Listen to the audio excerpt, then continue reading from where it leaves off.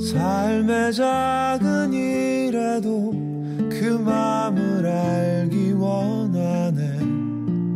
그 길, 그 좁은 길로 가길 원해. 우리를 너무 사랑하셔서 세상의 모든 죄악을 담당하러 이 땅에 오신 아기 예수님을 기억하고 기념하는 대림절이 시작되었습니다. 저도 이제 나이가 40대 중반에 들어가니 많아지는 게 딱 한 두 가지 정도가 있더라고요. 하나는 흰머리고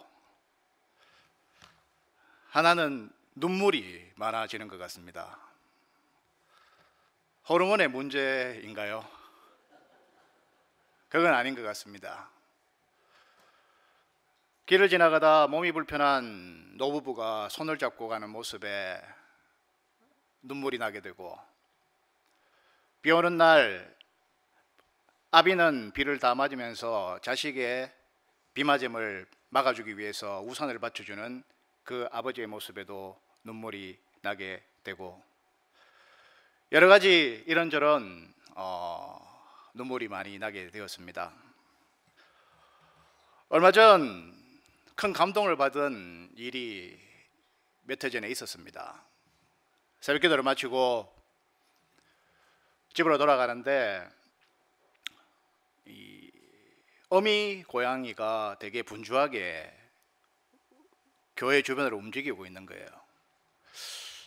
저놈이 뭘 할까 싶어서 보니까 그 애가 겨울이기 때문에 그 어미 고양이가 아기를 낳은 지, 새끼를 낳은 지가 얼마 되지 않은 것 같습니다. 그래서 그 좀 더 따뜻한 곳으로 유심히 살펴보니 어미가 그 아기 고양이를 물어서 그 좀 더 안전한 곳으로, 따뜻한 곳으로 이렇게 한 마리씩 물어서 이동시키는 모습을 보고 저는 사랑에 대해서 깊이 한번 생각해 보게 되었던 것입니다. 꽃으로도 때리지 말라라는 그 책의 한 대사처럼 우리가 살아가는 이 시대는 부모로서 자녀에게 너무나 못된 짓을 하는 사람들이 참 많이 있습니다. 귀한 생명을 쉽게 생각해서 그 생명을 학대하거나 그 생명을 안타깝게 잃게 하는 그런 범죄를 보면서 원수까지도 사랑하라라는 그 예수님의 말씀을 저는 반문하게 되는 일도 있었던 것입니다. 아이를 키우는 부모의 입장으로 화가 치밀어 오를 수도 있고 피가 거꾸로 솟을 수밖에 없는 그런 안타까운 범죄들이, 자녀들을 향한, 아이들을 향한 범죄들이 일어나는 모습을 볼 때 예수님께서 외치셨던 그 사랑이 도대체 무엇인가라는 반문과 그리고 묵상을 해봤던 일들이 참 많이 있다라는 것입니다. 하지만 우리는 이 땅을 그리스도인으로 살아가고 있습니다. 그리스도인이란 무엇이겠습니까? 바로 주님의 제자의 길을 걸어가려고 늘 노력하는 사람이란 것입니다. 제자란 바로 주님의 길을 따르는 자입니다. 주님의 길은 양을 먹이고 돌보는 목자의 길이기도 합니다. 그 길을 가기 위해 필요한 것은 바로 예수님을 향한 사랑일 것입니다. 그래서 예수님은 베드로에게 자신을 사랑하느냐라고 3번 물어보셨습니다. 3번 물어보신 이유는 예수님을 3번 부인한 베드로의 과거의 경력 때문으로 보일 수도 있겠지만, 그렇지 않더라도 예수님에 대한 사랑은 여러 번 확인이 필요한 중요한 토대란 것입니다. 그러므로 제자의 사역은 예수님을 향한 사랑에서 시작되고 그 사랑으로 끝나는 것입니다. 따라서 주님의 길을 가는 자들은 끊임없이 자신이 주님을 사랑하는지 늘 점검해야 한다는 것입니다. 주님의 길을 가는 이유가 주님을 사랑하는 데 있어야 하기 때문이라는 것입니다. 주님께서 받은 부탁을 이루는 길의 끝은 죽음일 수도 있습니다. 선한 목자이신 주님이 바로 그 길을 먼저 실천하고 가셨던 것입니다. 주님은 베드로에게 그 종말의 모습을 말씀하시고 자신을 따르라고 오늘 권면하고 계십니다. 성도 여러분, 주님이 계시는 자리는 바로 하늘의 밀이 되어 땅에 떨어져 죽는 자리였고 자기의 생명을 미워하는 자리였던 것입니다. 그 자리에 있는 것이 하나님께 영광을 돌리는 길이고 자신에게도 영광이 되는 길인 것입니다. 주님의 길을 따를 때 다른 사람을 볼 필요는 없습니다. 베드로는 자신의 길에 대해 듣고 주변 사람들을 살펴보았습니다. 그래서 뒤따라오는 사랑하시는 제자의 종말이 어떻게 될지 너무 궁금해서 물어보았던 것입니다. 그때 주님은 베드로의 마음을 간파하시고 그의 신앙을 단련하시려는 듯 그것에 아무 상관하지 말고 자신의 길에 집중하라고 말씀하고 계십니다. 주님은 제자들을 각각 다른 자리로 부르십니다. 제자들은 가야 할 길이 다 달랐기 때문일 것입니다. 그러므로 주님을 따르는 자들이 주목할 것은 주변 사람들이 아니라 바로 자신을 부르신 예수님이란 것입니다. 그분의 인도하심만을 바라보고 우리는 따라가야 한다는 것입니다. 이것이 제자가 실족하지 않고 주님의 길을 끝까지 따라가는 방법이란 것입니다. 오늘 저희들이 함께 나눈 이 본문은 요한복음의 마지막 말씀으로 주님이 베드로에게 3번 질문을 하면서 내 양을 치라고 사명을 주시는 내용입니다. 자신의 앞날에 대한 암시를 들은 베드로는 다른 제자가 어떻게 될지 묻자 예수님은 그런 것에 아무 상관하지 말고 그냥 나를 따르라고 하십니다. 끝으로 이 책의 저자와 근거가 언급되면서 요한복음은 마무리가 된다라는 것입니다. 오늘 저희들이 함께 나누는 이 본문은 크게 4가지로 구분할 수 있습니다. 바로 목양에 관한 3차례의 주문이고 또 베드로의 종말에 대한 예언과 사랑하는 제자의 미래에 대한 예고, 또 요한복음의 마무리와 맺은 말 등입니다. 성도 여러분, 오늘 말씀을 보시면 조반 후 주님은 베드로에게 너가 이 사람들보다 나를 더 사랑하느냐라고 물으십니다. 여기서 이 사람들이 누구인지 대해서는 아주 여러 가지 해석들이 나올 수가 있다는 것입니다. 그것은 첫 번째로는 다른 제자들이 나를 사랑하는 것보다 베드로 너가 나를 더 사랑하느냐 그 문제일 것입니다. 두 번째로는 너가 다른 사람들을 사랑하는 것보다 나를 더 사랑하느냐일 것입니다. 마지막 3번째로는 너가 지금 누리고 있고 가지고 있는 모든 상황, 바로 배와 고기 잡는 도구들, 여러 가지 모든 상황들 너가 누리고 가지고 있는 것보다 나를 더 사랑하느냐라는 것입니다.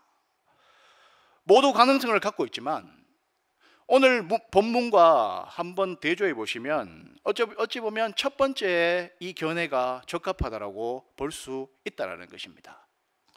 왜냐하면 베드로가 다른 제자들과 비교하여 주님에 대한 그의 충성함을 공개적으로 발언한 바가 있기 때문입니다. 하지만 주님의 대답은 내 양을 먹이라라는 이 말씀이십니다. 여기서 내 양은 바로 주님의 양인 것입니다. 모든 양은 다 주님의 양이기 때문입니다. 그렇게 3번 질문을 하신 것은 그가 어떤 죽음으로 하나님께 영광을 돌릴 것을 알게 하기 위함이었던 것입니다.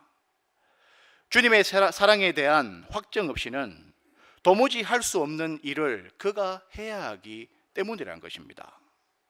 못난 제자 베드로가 아니라 빛나고 빛나는 사도 베드로가 되어야 했기 때문인 것입니다.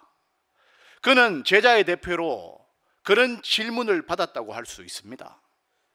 그 후 제자들은 모두 다 죽음으로 하나님께 영광을 돌렸기 때문입니다. 우리도 마찬가지입니다. 주님의 사랑에 대한 확신 없이는 그 어떤 것도 할 수 없고 해서는 안 될 것이라는 것입니다. 주님의 사랑은 끊어야 끊을 수 없는 사랑이란 것입니다. 포기할 줄 모르는 사랑이란 것입니다. 우주를 뚫고 들어오는 집요한 사랑이란 것입니다. 그 사랑에 대한 확정이라고 할 수 있다는 것입니다. 성도 여러분, 주님은 그렇게 우리를 사랑하고 계시다는 것입니다. 베드로처럼 부인해도, 때론 제자들처럼 실수해도, 우리들처럼 실망시켜도 상관없이 주님은 그 사랑의 줄을 놓지 않고 계신다는 것입니다. 끝까지 그분의 나라로 우리를 인도하시기 위해서란 것입니다. 그것은 일방적으로 쏟아주시는 하나님의 열심으로 하는 사랑이란 것입니다. 그 사랑에 매여 있는 우리들입니다. 요한복음이 바로 그 사랑의 메시지를 다시 한번 우리에게 각인시켜 주기 때문에 이 메시지를 들은 우리는 사랑하지 않을 수 없다라는 것입니다. 목숨보다 주님을 더 사랑하시기 바랍니다. 그 사랑을 우리 이웃에게 쏟아놓습니다. 주님의 사랑을 받는 자는 바로 사랑으로 살아야 한다라는 것입니다. 때론 각자의 일과 각자의 사명과 또 목회와 모든 것들이 다 사랑으로 한다라는 것입니다. 왜 주님이 베드로에게 3번이나 물었는지 우리는 평생 잊지 말아야 한다라는 것입니다. 성도 여러분, 가장 작은 교회가 무엇일 것 같습니까? 저는 가장 작은 교회는 가정이라 생각합니다. 사랑하는 사람을 바라보시면 정말 행복하고 기쁘고 즐거우시죠? 그것도 있지만 정말 사랑하는 사람을 바라보면 눈물이 날 것입니다.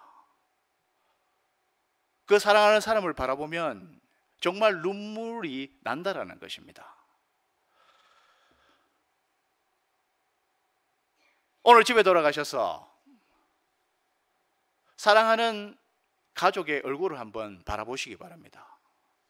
잠들어 있는 아내의 얼굴과 손과 발을 한번 바라보시고 만져보시기 바랍니다.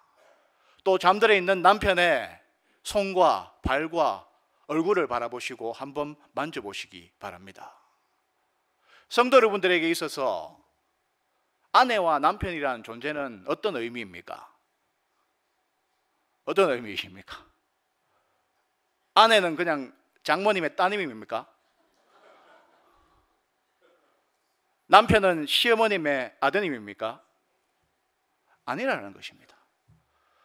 그 아내와 남편의 거칠거칠하고 각질이 가득한 그 손과 발이 어찌 보면 나의 가정을 향한 사랑의 증거이자 바로 내 가족을 향한 그 사랑의 종표란 것입니다. 바로 이렇습니다.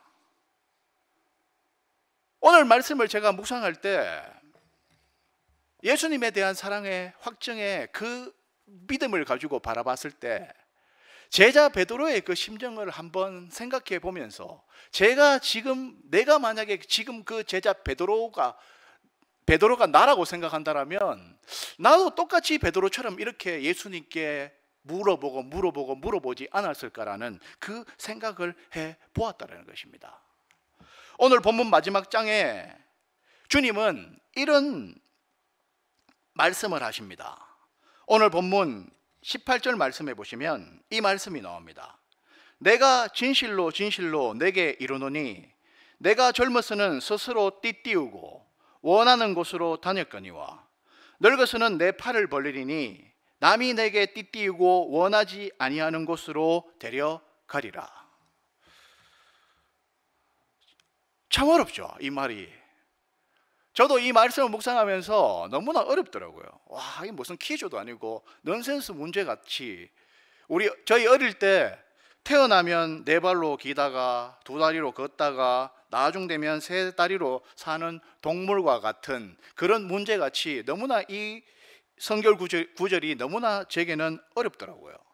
그래서 주석을 찾아보고 그 결과를 보니 바로 이거였습니다. 수많은 궁금증과 수많은 의문이 있었던 이 베드로지만 예수님의 이 말씀 한마디로 이제 베드로의 인생은 없어지고 대신 주님의 삶을 산다라는 것입니다. 그렇게 베드로는 부인되고 주님의 뜻이 그 속에 심겨져 열매를 맺게 된다라는 것입니다. 따라서 베드로는 죽어야 됩니다. 죽을 수밖에 없다라는 것입니다. 죽어야 새 생명으로 나올 수 있기 때문입니다. 바로 우리들의 삶이라고 할 수 있습니다. 자아는 죽어지고 비워지고 깨어져야 그리스도가 살 수 있기 때문입니다. 이는 오직 하나님 사랑과 이웃 사랑으로 그 길이고 자기 희생으로 이루어질 수 있다는 것입니다. 성도의 이름은 그래서 자기 부인이라고 할 수도 있다는 것입니다. 성도의 삶은 내 뜻대로 주님을 당기는 것이 아니라 주님의 뜻대로 우리의 모든 것을 맡기고 그분께로 끌려가는 것입니다. 그래서 원하는 방향이 아니고 원하지 않는 방향으로 갈 때도 있다는 것입니다. 다시 말해 우리는 해체되고 그리스도 안에서 다시 수렴되어야 한다는 것입니다. 그것은 바로 그리스도인들의 삶으로 정의될 수 있다는 것입니다. 거기에 기독교의 진리를 포함되어 있고 요한복음의 핵심이 담겨 있다고 볼 수 있습니다. 베드로가 영광을 돌린 것처럼 우리도 영광을 돌리기를 원합니다. 우리도 분명히 예수님의 제자의 삶을 살고 있는 제자 중에 한 사람 한 사람이기 때문입니다. 성도 여러분, 예수님께서 부활하신 후 제자들에게 나타나시어 손수 지으신 아침밥을 먹이십니다. 그리고 오늘 이 질문을 하시는 것입니다. 너가 나를 사랑하느냐? 예수님께서 베드로에게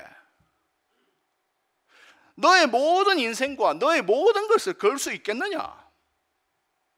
나를 얼마나 사랑하느냐? 너의 목숨을 내게 걸 만큼 사랑하느냐? 이렇게 질문을 하시지 않았다는 것입니다. 그냥 그저 베드로야 나를 사랑하느냐라는 이 질문을 하고 계신다는 것입니다. 성도 여러분, 우리 인간은 늘 사랑하는 존재라는 것을 잊지 마시기 바랍니다. 인간이 무엇이 선한 것이고 무엇이 악한 것인지 구분하고 알면서도 그대로 하지 않고 있다는 것입니다. 늘 무엇인가 추구하고 갈망하고 무엇인가 요구하고 나아가는 것이 바로 우리 인간이라는 것입니다. 그것이 무엇인지 내 이성을 속일 때도 있고 나를 속일 때도 있다는 것입니다. 내가 걸어온 길이 내가 무엇을 사랑하고 있다는 것을 증명해 주는 것입니다. 성도 여러분, 성도 여러분은 무엇을 사랑하며 무엇을 추구하며 무엇을 갈망하며 이 땅을 살아가고 계십니까? 오늘 말씀을 묵상하시면서 예수님께서 원하시는 것을 한번 생각해 보시기 바랍니다. 예수님은 그냥 단 하나, 사랑을 원하신다는 것입니다.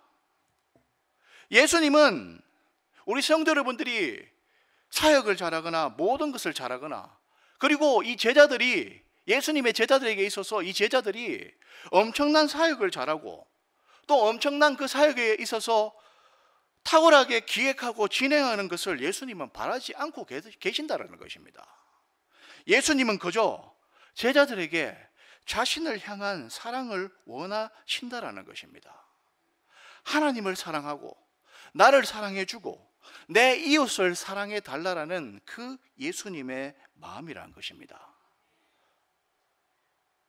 예수님이 오늘 질문을 던지십니다. 너가 나를 사랑하느냐? 요한복음 말미에 던져주신 예수님의 그 질문을 우리들이 생각해 보시기 바랍니다. 요한복음 시작할 때 1장에 예수님에 대한 선포와 함께 시작한 요한복음의 이야기였지만 그 요한복음 안에 많은 기적들과 깨달음과 그리고 세상을 위한 예수님의 죽음과 부활의 승리를 맛보며 오늘 이 시간 우리에게 최종 질문을 던져주신다는 것입니다. 너가 나를 사랑하느냐라는 것입니다. 저도 두 아이를 키우고 있는 부모의 입장으로서 저는 제 첫 아이가 태어났을 때 너무 기쁘더라고요. 너무 감사하고 얼마나 감사하고 기쁜지, 이 아이가 첫째 아들이 얼마나 소중한지, 얘를 위해서는 내 목숨까지도 버릴 수 있을 것 같은 그런 마음이 들 정도였습니다. 신방을 다니다 보니 시니어 성도분들이 종종 하시던 말씀이 있었습니다. 전사님, 목사님, 제가 옛날에 애를 7을 낳았는데 키우다 보니 둘이가 천국 가고 지금은 5남매가 밖에 없습니다. 이런 시니어 성도분들의 얘기를 듣고 보니 너무 겁이 나는 거예요. 그래서 첫째 아이를 바라보면서 잠을 잘 못 자겠더라고요. 잘 때 침대 옆에서 이렇게 숨을 쉬고 있는지 침대 옆에서 이렇게 보게 되고, 또 숨을 쉬고 있는지 가까이 가서 숨소리를 들어보고, 또 그 손과 발이 얼마나 예쁘겠습니까? 그 손과 발을 매일 빨고, 손도 빨고 발도 빨고 딸도록 빨고 이랬던 기억이 난다라는 것입니다. 성도 여러분, 2000년 훨씬 넘어 전 그 이스라엘의 베들레헴의 한 마구간에서 태어난 아기도 그 부모에 있어서는 얼마나 예쁘고 아름답고 사랑스러운 아기였었겠습니까? 그 베들레헴의 말구육간에 있던 그 아기의 모습을 한번 생각해 보시기 바랍니다. 그 아기 예수의 모습을 상상해 보시기 바랍니다. 그 아기 예수의 손과 발, 예수님이 깨우 이래도 얼마나 귀엽겠습니까? 하지만 그 아기 예수님이 이 땅에 오신 그 시간에 누군가에 의해서는 그 예수님이 원수 같은 마음이 드는 사람도 분명히 있었을 거예요. 헤로드 왕 때문에 죽어나갔던 그 2살 이하의 그 아기들의 부모들의 심정은 그 아기 예수님이 얼마나 믿고 죽이고 싶은 원수 같은 마음이었을 수도 있지 않겠습니까? 하지만 그 아기 예수님의 그 손과 발이, 그 예쁘고 작고 귀여웠던 그 손과 발이 우리를 너무나 사랑하시고 우리의 모든 죄악을 담당하기 위해서 그 십자가에 못 박히게 되었다는 것입니다. 성도 여러분, 우리에게는 그렇게 시간이 많지 않습니다. 기다려주는 시간이 그렇지 많지 않다라는 거예요. 이 자리에서 설교하고 있는 이 한 목사도 오늘 이 설교가 마지막일 수도 있다라는 마음으로 저는 설교를 하고 있습니다. 오늘 이 하루의 시간을, 내일을 나에게 주시지 않으시면 내일이 없을 수도 있다라는 이 세상을 살고 있다라는 것입니다. 비록 바라옵기는 오늘도 우리 성도 여러분들을 바라보시고 너무나 사랑하시고 눈물을 흘리고 계시는 그 예수님을 기억해 보시기 바랍니다. 다른 것을 사랑하지 않고 예수님을 사랑하기로 결정하십니까? 예수님을 사랑했던, 그렇게 고백했던 베드로는 결국은 순교였습니다. 그런 삶을 살아갈 만큼 예수님을 사랑하였던 것입니다. 우리의 이성이 아닌 우리의 마음이 예수님을 사랑한다 고백하시기를 간절히 소망하겠습니다. 우리 하담 공동체가 예수님을 너무나 사랑하고 내 목숨보다 사랑하는 그런 공동체가 되기를 소망합니다. 베드로와 같이 예수님을 사랑한다 마음 다해 고백하기를 원합니다. 그럴 수 있도록 나 자신과 우리 모두에게 예수님의 사랑을 더욱 부어주소서라고 늘 간절히 기도하며 나아가는 우리 하담 공동체가 되기를 소망합니다. 우리 모든 하담 공동체가 바로 예수님만을 사랑하며 예수님만을 따라가고 예수님의 제자의 모습으로 나아갈 수 있는 그런 꿈과 사랑이 넘쳐날 수 있는 그런 교회로 나아갈 수 있기를 간절히 소망하고 기도드리겠습니다.